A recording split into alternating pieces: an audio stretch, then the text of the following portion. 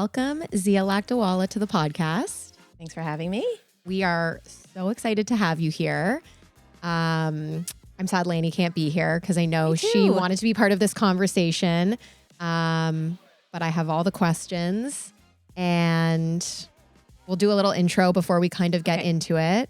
You're a child psychologist. I am. With a focus on kids' mental health. Right. Okay. And maybe you can just kind of share with our listeners a little bit about yourself before we get into it. Okay. So I'm a child and adolescent psychologist. I have been practicing, how long now? Over 10 years. And I've done a variety of things. I did my training in the States. And then when I moved back, I started my career in community mental health. And I worked there for a little while. And then I wanted to get more practice doing direct service and working with families. And so I worked in a variety of different private practices. And now I am on my own.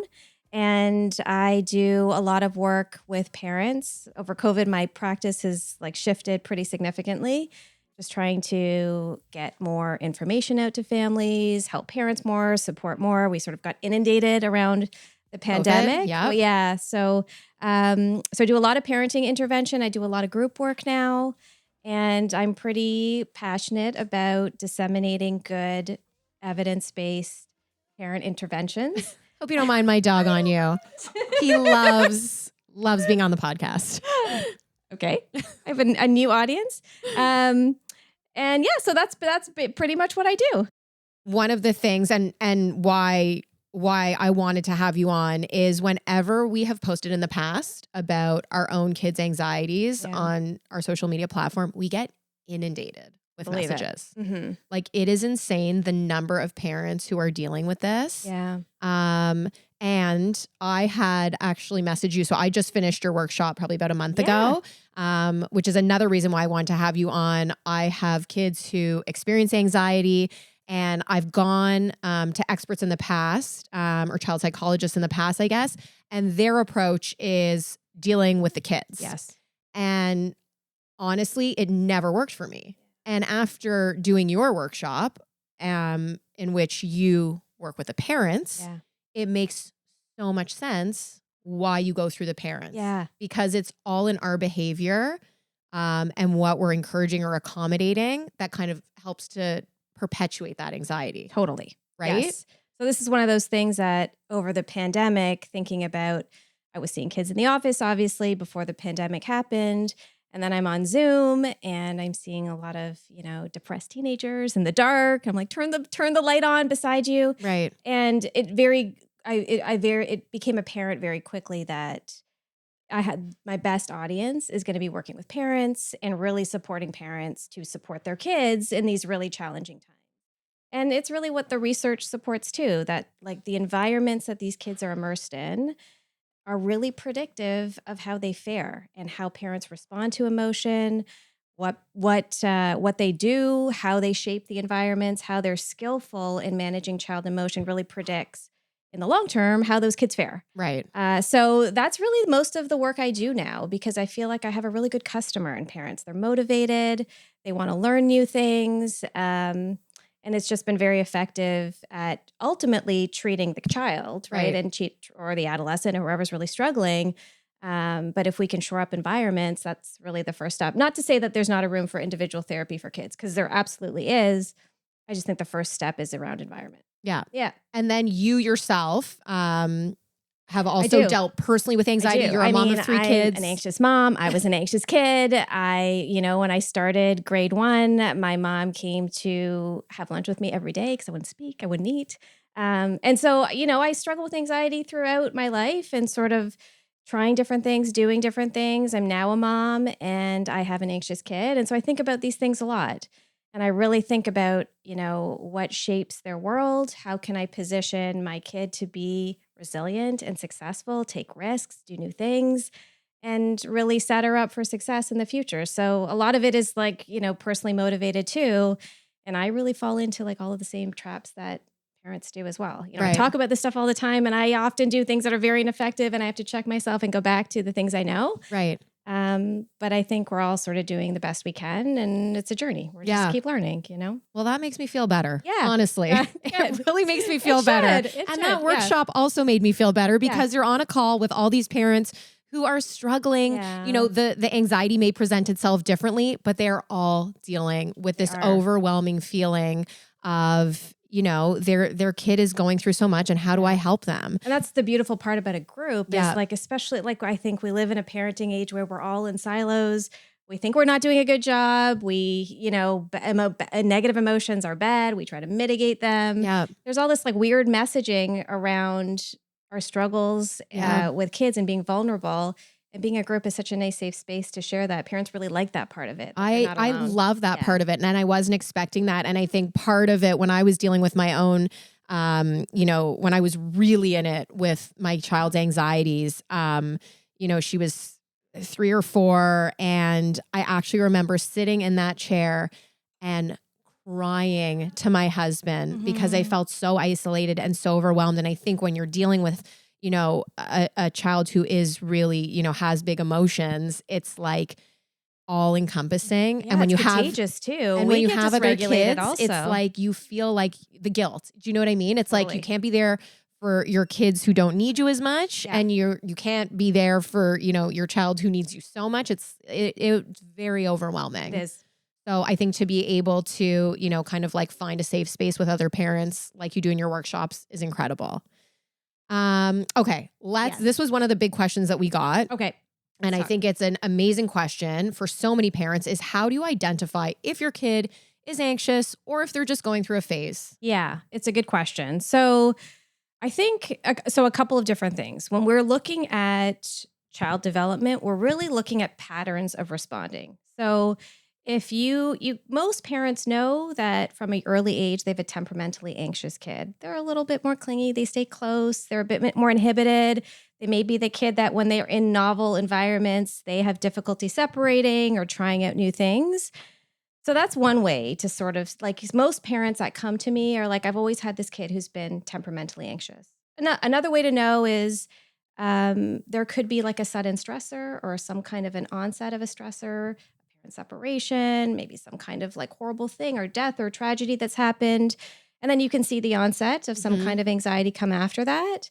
But usually there's a way to sort of tell there's a buildup to these kinds of things. Right.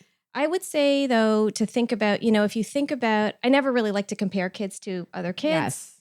However, there are certain developmental tasks that kids have to do around individuation, separation, going to a birthday party, saying hi to a grandparent or to, you know, the parent of the person whose house they're going to for a play date. And some kids struggle with those like typical developmental tasks. And if your kid is struggling in a domain, that might be an indicator that there's some anxiety, there's some onset of anxiety. I really try to move away from diagnosable disorders, right? Especially when they're this little, because there's so much malleability, there's so much plasticity.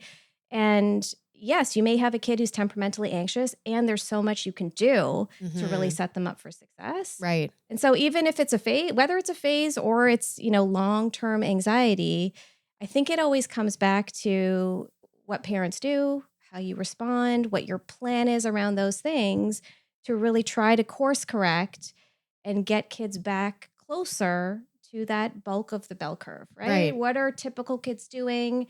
How are they functioning? How can I get my kid closer to that area? Yeah. And that's always the goal, right? So they don't feel more fragile, feel more different. Yeah, I think, well, that's how I for sure identified it in my one kid because I was like, oh, my other kids are not behaving like this when they go to an activity or to a party or to a play date. I'm like, and it's not a one-time thing. I think that's the other thing. It would constantly. Totally. I mean, there were some real doozies there. I'm like, do you have to do this in such a public setting? I mean, like I remember this one time I took her to a hockey practice and my other daughter was with her because they were on the same team. And she just did a throwdown kicking and screaming right at the door where all the players were coming in. Yeah. But if you think about what's happening for her in that moment, and I've had this experience for myself and my kids, it's like sheer panic. It's danger. There's threat. I'm not safe. And it looks completely dysregulated. Yeah. And then you're panicked because you're like, oh my God. You're like, this is mortifying. Okay. So you identified the anxiety. Yes. Now, this was one of the biggest things for me when I did your workshop. And I talked about this like a couple episodes ago, is this curve that you showed us the first week. Yeah. So the curve is your child is getting to the top of some big emotion. And what a lot of parents do, what I did, is basically say, don't worry, you don't have to do this. You don't have to go, you know, whatever it is. And then they go back to kind of the start of this curve versus experiencing the struggle and then riding it out. So talk about the importance of parents letting them ride it out versus saying, don't worry, don't do this. Yeah. So every emotion that we have sort of functions that way in this curve. Something happens, emotions peak over time, they stay at the peak of that curve, and then they come back down to baseline on the other side. And we know now from lots of research that humans have to experience complete emotional experiences. So what does that mean? It means they have to go up, they have to stay up there for a period of time, and they have to come back down the other side. And when they're at the peak, that's a lot of discomfort. Think about the last time you got really anxious, you felt sad, felt guilt, whatever the emotion is, there's a lot of physiology associated with that, right? Yep. Like, you know, your heart's racing, your chest gets tight, all of these things happen. And it's uncomfortable. We're all motivated to get out of that state as quickly as possible, right? When you're a little person, you get to the peak of that curve, it's very uncomfortable to be there. And they're wired to look for help in the environment from a caregiver, right? So they signal distress, they have a tantrum on the floor, maybe they cry, they stay close, they withdraw, whatever those things are, they're trying to get back to their baseline. They want to come back down to like a lower state. And so what parents do at the peak there is really important in terms of how they complete the curve, how they ride the other side of the wave out. And parents often, you know, and for like very good reasons and all well-intentioned, do all kinds of things that kind of make that curve wonky. Either parents fall into a camp where they allow escape of the curve, right? So things like what you're talking about, don't worry, it's going to be fine, or you don't have to do that thing. And these are parents who maybe struggle with their own emotion regulation. This is my urge for sure as a parent, is I want to rescue and get in there and help. Right. Essentially you cut the curve off, right? And so when you do that, you don't allow kids to learn and to tolerate the other side of the curve. The other camp that parents sometimes fall into is they tend to escalate things, right? And they can be, you know, minimizing emotion. It's not a big deal. You're fine. Or it can be problem solving too much. And when that happens, sometimes kids feel invalidated. They feel like you're not seeing me. You don't understand what's happening. And so it becomes really explosive, right? And they move into maybe anger or more dysregulation in an effort to really try to get their need met. Right. Right. So if we come back to anxiety, though, if you think about the peak of the wave of anxiety, many parents move in to do things, right? I was definitely very guilty of that. Yeah, you wanted to make it better. And it makes so much sense why you would. In the short term, it does actually help. Well, I think you just want to protect your kid. I think there is this need right now with parents that it's like, I have to protect them and I have to keep them happy. Yeah.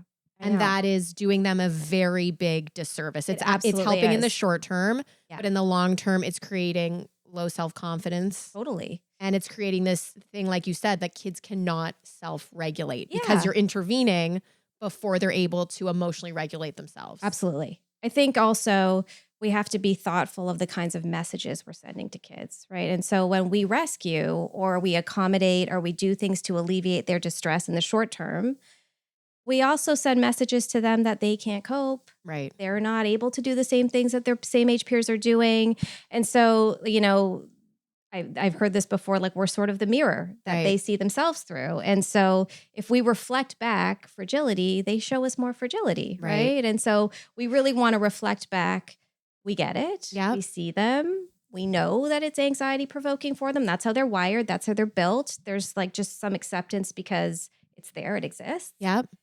And that we have the confidence that they can do these things. Right. And so a lot of the work that I do is helping parents to even just like think about some of the things that they're doing, identify the accommodations that they're making, and then come up with really good plans for how to remove them. And that's the hard part. Well, because it's all really the parents, right? It's on them to make those changes. It is. And so, okay, let's just give a few examples because I feel like this will be very helpful to so many of our listeners. Okay. So my daughter, the one who has a bit more anxiety. She had a birthday party a couple months ago. Okay. It was a sleepover party. She's like, and I could see in the car, she's like, my stomach hurts. I don't, it's like, Yeah, I feel like it sweating. always presents itself with a stomach ache. I feel nauseous. And then she's like, well, I'm not going in. And I'm like, okay, well, let's go in. You'll celebrate the birthday. And then we can see about actually sleeping over.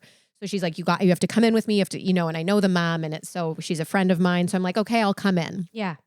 And I can see the whole time she's there, she keeps coming upstairs and she's like, my stomach hurts. I don't feel good. I don't want to stay. I don't want to sleep over.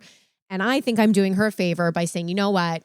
You'll stay for the cake. And then if you're not comfortable, we'll leave. Yes. You will not sleep over. Yeah. Okay. Okay. So that's what we did. Okay. And I was like, I did so good. I was like, I crushed it. I was like, she went to the party. She wasn't feeling too good. We got there, but I didn't leave the party. And then she didn't sleep over. Yeah. Okay.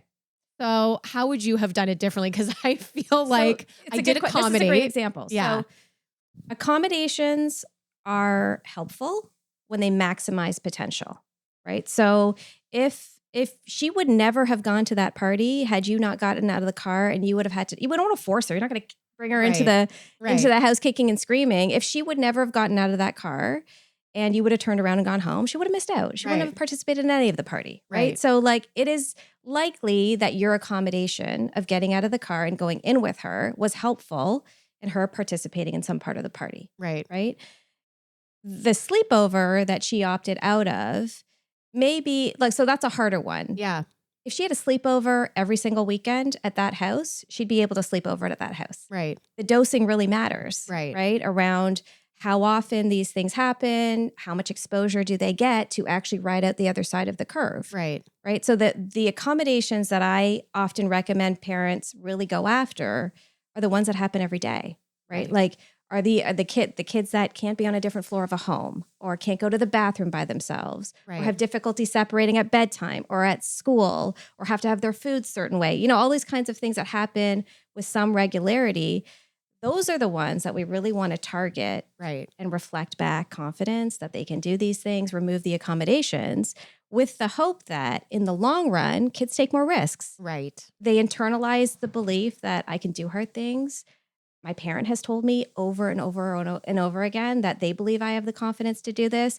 And then that's how kids start to self-validate. Oh, I think I could do this. Right. So your suggestion would be, okay, so birthday party aside, you're probably making other accommodations throughout this child's day that you could make her feel more confident in. She's making the decisions on her own, where maybe she'll take bigger risks with activities, with parties, with things like that. Yeah. So then is that the same? Okay, so let's take activities, because this was another big question. This is something I'm personally dealing with right now, is you sign your child up for things and I've been witness to this at activities. I've been a parent to this myself, where they're just like kicking and screaming either at the activity and are like, I'm not doing this, or beforehand, one of my kids keeps saying, I'm not doing this, I'm not going here, I'm not doing that. Yeah. So my thing lately is like, that's cool. You've signed up for it. You're doing it. If you don't want to do it, you have to tell the teacher. Okay. I like it. And so they're like, okay, I'll do it. Okay. So that actually seems to be working. Yeah. And I don't know what your recommendation there is, because I know there are so many parents, they pay a lot of money.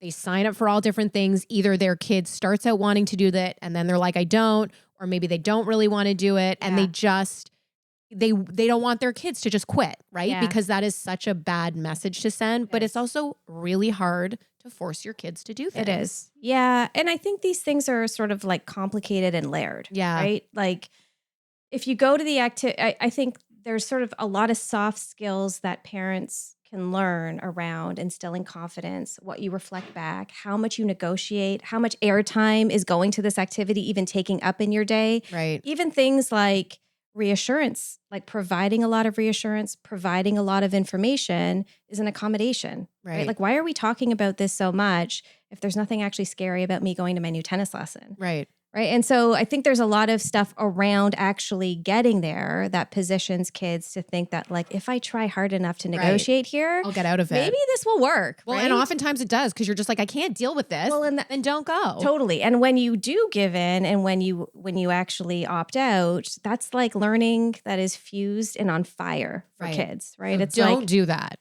so if I opt out, like if I just try hard enough, they might give in, right? Yeah. Yeah. So, I mean, I think it's hard to say like one kind of prescriptive thing to say And for each one. yes, every situation is so different. It is different, but I would say like two things are really important: being warm, being loving, acknowledging the fear and not minimizing it, and then being really sturdy and firm. Right. And that's kind of true for like all of parenting around like maintaining a connection and also maintaining sturdy, healthy, good boundaries. Right. That's how kids thrive. Right.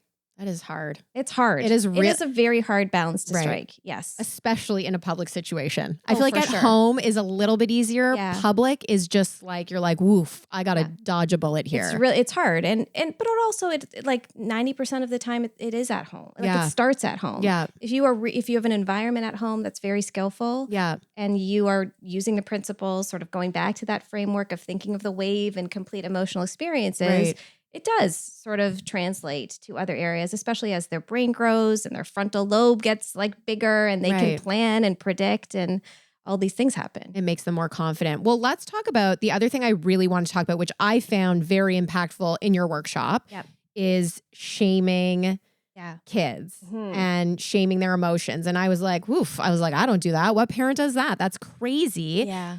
But I think when you frame it in the way that it's not validating a kid's emotions, that is actually shaming. So when my child would come to me and freak out and I'd be like, okay, let's calm down. You're overreacting. You know, your milk went in the pink cup and not the blue cup. That is psychopath behavior. Right. Don't do that. And a lot of parents do it. And I didn't realize that when I was doing it, you're actually making them feel bad and shameful for feeling their emotions, right? Yeah. I mean, again, it comes back to that curve, right? Like what you do. So your child's freaking out about the pink cup. In that moment, if you sort of shut the emotion down, either you're communicating, that's not a good feeling, don't have that one. And kids sort of like stuff them down and they don't feel it. Right. And I always tell parents, if you have a pattern of responding to dysregulation like that, those feelings don't go anywhere. They sort of like pitch a tent, they set up a campfire in your body. Right. And then they're going to come out at really inopportune times. Right. Like when you're at the hockey rink or something. Or, you know, you're an adolescent and you're struggling with something. It'll come out very inconveniently. And so it's what we do with that emotion is really important in terms of like the messaging that this emotion brings people away. This emotion pushes people away from me, those kinds of things. And so validation is really what's really helpful in riding that wave out. It creates more connection. It helps kids to feel seen, accepted, understood. I mean, like, is it psychopath behavior that she's freaking out about that? Maybe. Right. But don't tell them that. Yeah. And also timing is important. Right. Like when she's up there at the peak in the throes of her tantrum. Right.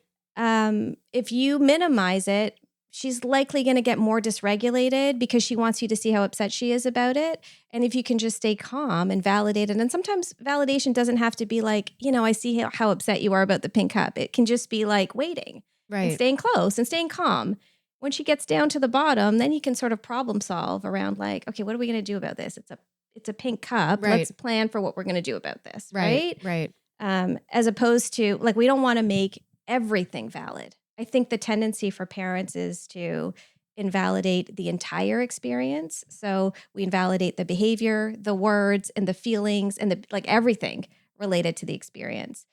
And the approach that like I come from is that the feelings are always valid. The behavior's not always. You know, you can't hit someone. You can't have a huge tantrum out in public. Like some of these things are not valid, but what's driving it, totally valid. And then do you usually address that after they've had their freak out, right? Yeah. So maybe you say, I understand why you were frustrated, but that behavior is not appropriate. Yeah. And that's fine to say. It is. And we use the word and instead of but, right? Because if you say, but that behavior is not valid, you invalidate the first part of your validation. Oh, Jesus. Yeah, buts are a big thing in mental health. Yeah. So it's much more helpful to use and in that kind of a scenario. But I was going to say something else about that and I lost it. About the validation. Yeah. There was something else that I was going to ask. Oh, I think this is the other thing too that I was just listening. This is the most actually amazing parenting book that I think I've listened to. It's called, I'm going to screw up the title. It's from Brene Brown. I think it's called The Imperfect Parent or The Gift of Imperfect Parenting. Okay. I haven't read it. So much of what she talks about is actually the same things you talk about. It's a lot about just kind of like shame and behavioral stuff and vulnerability. And I think one of the biggest things that she just talked about, which was also really important, I think, when you're talking with your kid about their own anxieties, is your vulnerabilities. You know, your fears, things that you might be able to kind of like identify them with them about, because when you sort of come on their level, it's de-shaming. It's like, oh my gosh, my mom has also been through this, or she's scared about, you know, something at work, or fear of failing at a presentation. So I think the more that, you know, you sort of like humanize these emotions to them, they're like, oh, well, they're nervous too, and they can get over it too, versus feeling like I'm always happy, or I'm always this, or I can do no wrong. And I think I used to always sort of hide if I was upset or, you know, with something at work or something personally or frustrated. And now I actually find myself telling them, I'm like, I was really frustrated today because of this, or I was angry, or, you know, I was really sad about this. And I think it's so important to also kind of like label your emotions with your kids. Well, and there's the research also supports that, right? Around like, you think about the kind of models that, and kids, like we have like so many decades of research around observational learning. Kids do what parents do. Right. And so the best kind of model for kids are not perfect models that are experts in something, stay fully regulated and, you know their skill really well. The best kind of model for kids are coping models. Right. The ones that are fallible, they mess up, they make mistakes, they also make good repairs, and they show vulnerability. Right. And they show that they actually, you know, coming here this morning, I was like, I'm so anxious to go on this podcast, babe.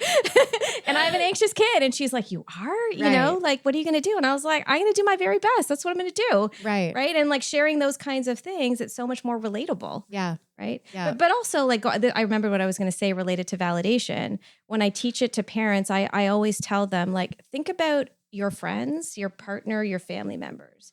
Who do you go to when you're struggling? Likely that person is warm, is validating, doesn't try to one-up you with whatever's happening, doesn't try to silver lining your problem, just is like, oh man, that really sucks. You know, like, I'm really sorry that's happening to you. Right. And that's kind of what our kids want too in those moments, right? They just want like an acknowledgement that this is real, it makes sense, and it's okay. I don't think that it's always so helpful for us to just like leave it there though. Yeah. Yes, it's valid, but if we trust our feelings all the time, they can also steer us wrong, in particular with anxiety, right? Like, it's valid that you're anxious, but if we trust it and feel like you're in danger all the time, we're not going to do very much. Right. We're going to opt out of a lot of different opportunities. And so that's where really checking the facts, waiting till the brain comes back online, and doing things that are much more effective from like what we call like a wise mind place in the long run serves them much better. And when you talk about riding out that wave, so your kid is like at the peak of some insane emotion. Yeah. You validate, you say, I hear you. I understand this might be scary. Yeah. And then do you just leave it and let them basically just get to the bottom? Yeah. That's it. Yeah. You don't even actually say much. You don't say much. Okay. Yeah. Sometimes it depends on your kid, right? Yeah. Like, and every kid is different. Some kids hate validation. Some kids are like, don't do that thing. That you're going to say it makes sense and it doesn't make sense. Or, you know, like they get really dysregulated with that. But essentially you just have that sort of wave in your mind that you want them to try to ride it out, whatever it's going to look like. So you try to stay close. You try to stay regulated yourself. Parent regulation is probably the biggest thing around co-regulation. Yeah. Because our kids tend to dysregulate us, right? Like, how many times is my daughter dysregulated and I'm like, you know, my heart's beating fast and I'm thinking like, what's going on? How am I going to fix this? How's it going to get better? You just wait. Okay, well, I think that's helpful for a lot of parents, because I find even myself, it's like if one of my kids is freaking out, then you just try to not only help, but I feel like talk. Like, to your point, it's like the less you say, the better. Yeah. and just listen. Yes. Okay. I think that's really important for a lot of parents. Yeah, I think so too. Because I mean, again, going back to what you said around, I think the urge is to like have happy kids. Yeah. Right. And like, I think you pointed out very aptly that we do them such a terrible disservice to not struggle. That's what, like if you think about all of the people that you guys interview that are successful, likely they have struggled in their life, you know, and that's we're sort of preventing that for our kids. And I think it's not fair to them in some ways. Yeah. Yeah. Okay. Another big question that came up, and I feel like we probably will need, we talked about this before, a whole separate podcast on this is sleep. Okay. So many parents deal with sleep issues. I know I do too. 2 of my kids have had so much anxiety around sleep that I actually just put them together. Because I'm like, well, you're anxious and you're anxious. So you can both just sleep together and you won't bother me. And now I have an issue where it's like they're both heading to sleepaway camp. And they're like, one of my kids is like, I'm fine because she's already been. But my other is like, I'm not going. Yeah. I'm not going. So, I mean, I know this is probably a very blanketed question, but for parents who are dealing with kids with sleep anxiety, you deal with that. It's hard. And it has, I feel like sleep anxiety has different flavors, right? It's like some kids will go to bed on their own. They wake up in the middle of the night. They spend the rest of the night in a parent's bed. There's musical beds that are happening in a home. We do that a lot.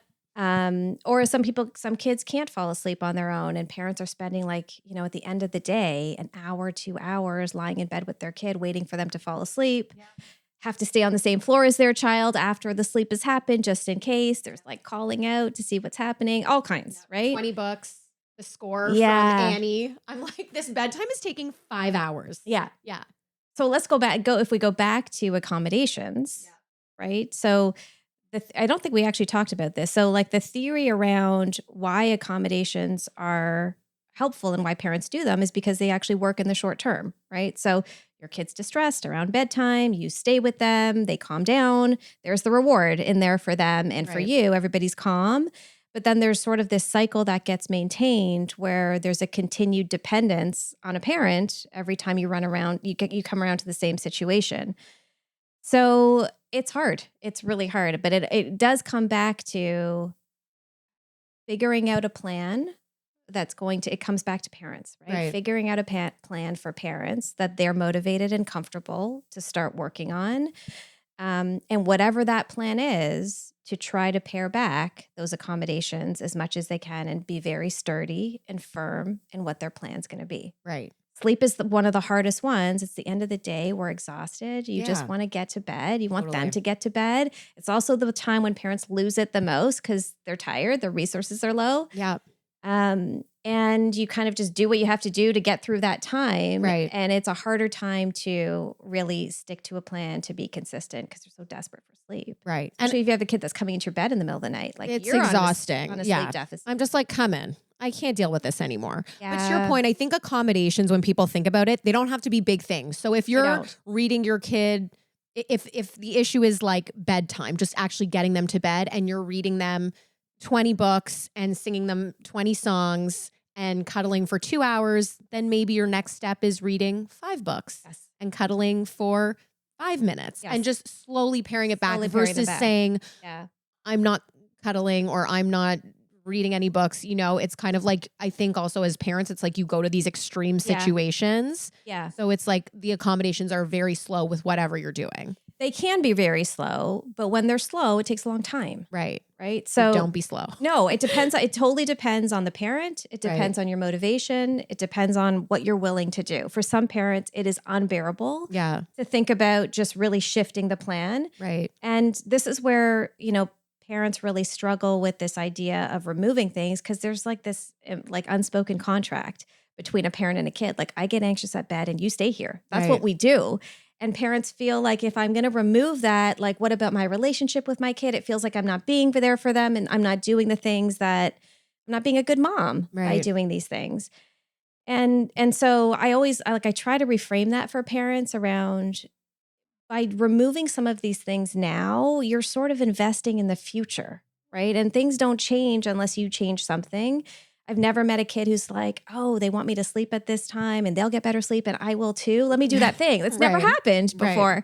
So it's a hard decision to figure out what to make, but it really depends on what parents are willing to do Right. and how committed they're going to stick to whatever plan they come up with. Right. I And always, then it's communicating that to the kid, right? it is communication. Yes. Yeah. Like we want to be transparent and open with our kids. We don't want to like one day just say like, I'm not doing that thing.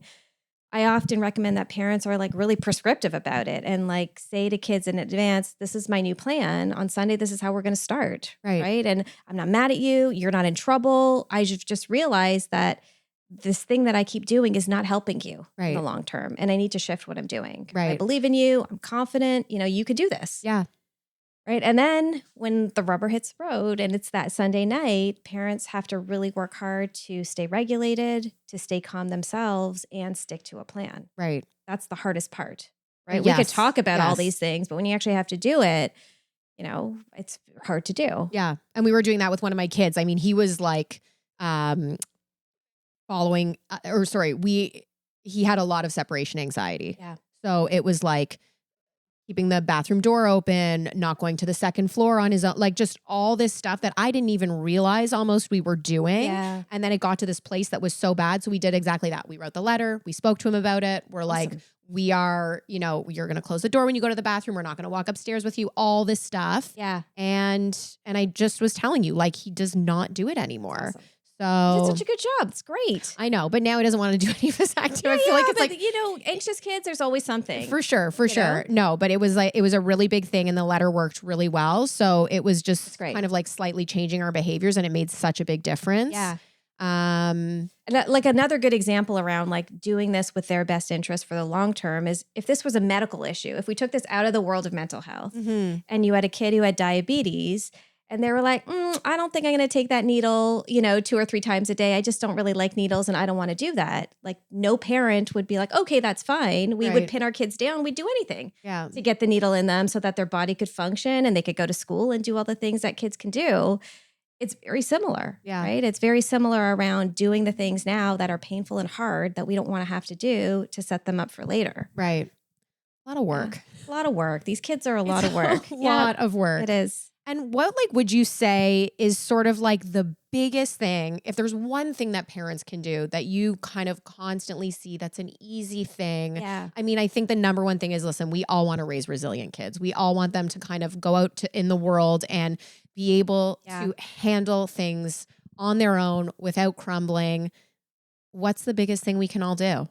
That's oh my small. God, that's such a big question. I know it's a little bit loaded, but I would say to prioritize connection and relationship as you parent, right? And so I think my most magical strategy for myself with my 3 kids, and that I talk about a lot in my practice, is playing with your kids, right? And so like just really good child-directed, where kids are leading, parents are commenting, they're building up positive experiences.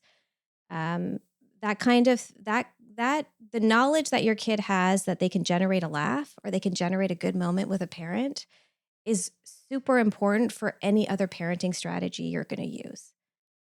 It is so weird that you say that because I was literally just finishing that book that I was talking to you about, and that is her last thing she talks about. And there's a book, I think it's called The Art of Play.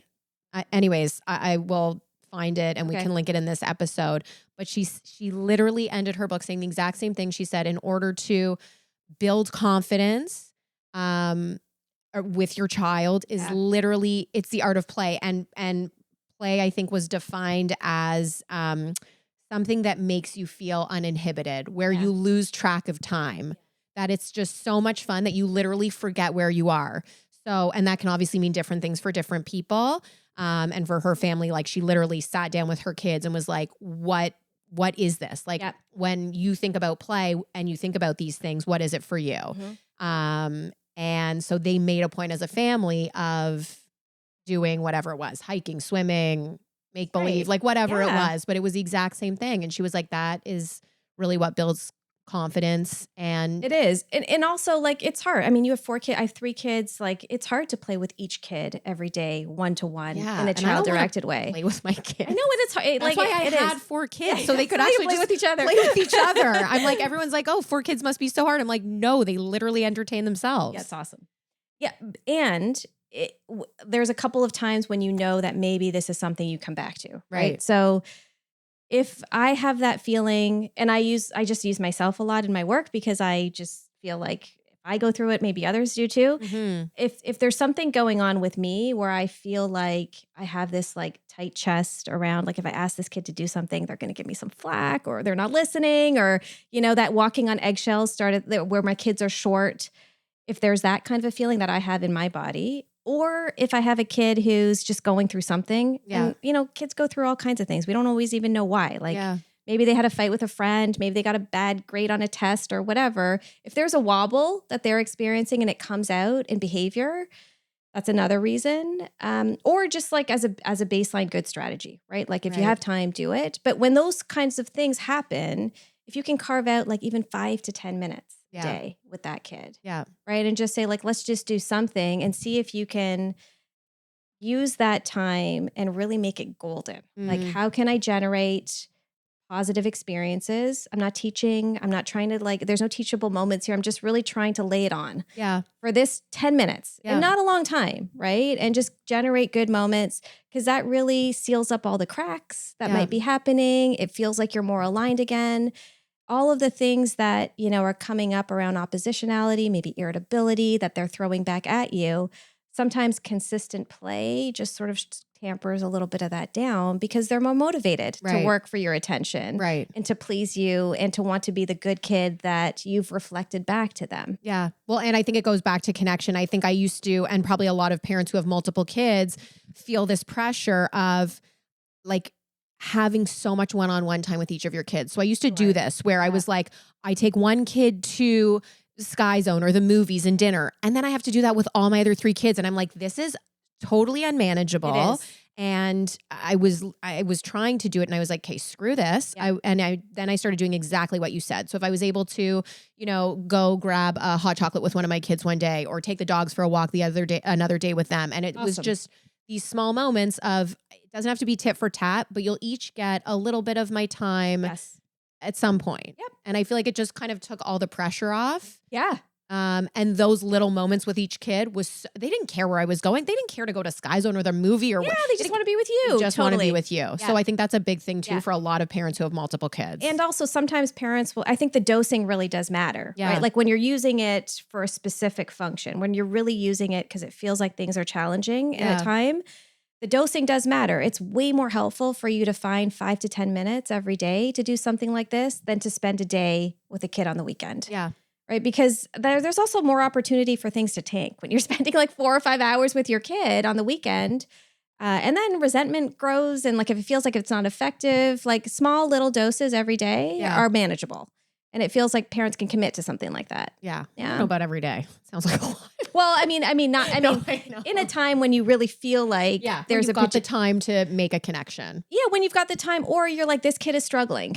Right. Like, and I'm gonna make an effort with this kid to really try to commit to a series of days. Maybe not every day, 3 to 4 times, whatever it looks like. But you have it in your mind that that's the function of this time. Right. There's always one, and I feel like this is the good thing with kids is like there always just seems to be one who's struggling and the rest are okay. And I'm like, I don't know how that happens. I know. Thank God it does, because I don't think I could deal with 4 kids all struggling at the same time. Totally. Okay. I think I'm just looking at all the questions we've gotten. I kind of think we sort of covered it all. This was super, super helpful. Awesome. I think our listeners will find this incredibly valuable. And I hope at least also feel not less alone. I think that was a huge thing for me. Like I said, when I joined your workshop, is it can feel really isolating to have a child who's going through these outbursts. And I feel like when we're dealing with them, you're like, why is no one else dealing with it? At least it feels that way. I think especially after the pandemic, when we actually were alone a lot of the time with our kids, right? And there wasn't a lot of sharing or vulnerability around. Totally. Well, and I don't think social media helps either, because I Doesn't. feel like I'm just like, all you see are perfect families and perfect children online, and it's really not the case. So I think the more we kind of share and talk, it just makes people feel less alone. Yeah. So, okay, if people want to do one of your workshops, if they Yeah. want to speak to you, what is the best way for them to reach out? So I run lots of groups. I'm starting up some like summer intensive programming for kids with anxiety. I run some kids' anxiety groups and parent interventions that are coming up this summer. So the best way is through my website. Okay. I have a contact me page through there that comes directly to me. You can book a time to connect. And your website is? www.ffew.ca. Okay. And they can also reach out to you on Instagram? They can. Yeah. Okay. Yeah. I don't check it as much. I try to stay off social media. Okay. But yeah. Foundations Foundations for Emotional Wellness. for number 4. Yes. Okay, amazing. Well, Yeah. this was so Yeah, good. thank you so much. I feel very calm. You can speak up, Brian.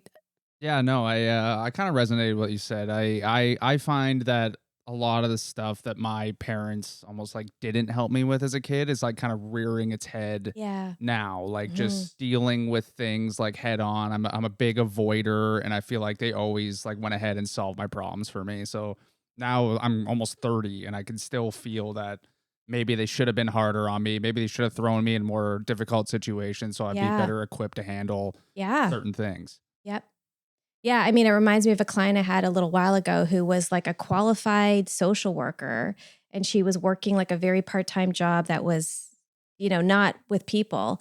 And she said to me something similar around like, I really wish my parents had just pushed me when I was a kid. It's so much harder now, right? When I was little, it would have been easier to like go to my ballet lesson and do the recital. And now it feels like a bigger hurdle to do. Yeah, for sure. Yeah. So, I at the same time, you look back and like maybe if they did push me, I wouldn't have such like a great relationship with them. But Yeah. I've learned my lesson is when I become a parent that I'm going to try and not be like pushy, but I'm going to try to make them get more involved in different certain situations so they're Yeah. more prepared when they get older. Totally. Yeah. I mean, I try to do that with my anxious kid as well, where I try to put her in situations where I know she's going to be anxious. If I need like, bread from the bakery, or if I need to run into a convenience store or something, she's for sure the kid I'm going to ask, because I know she's anxious about it. She doesn't want to do it. Yeah, right? even just like at a Small little restaurant, things. like when Yeah. when your parents order for you or Mhm. something. Totally. Like different things, like it's something as small as that. Yeah. Yeah. Makes a difference when there's little drops in the bucket of those things. Yeah, for sure. Make your kids uncomfortable. Do it. That is the message. That is the Yeah. lesson. Yep. Builds resilience. Awesome. Okay. Yeah. Well, thank you so much, Zia. Yes. Thanks for having me. Okay. Bye.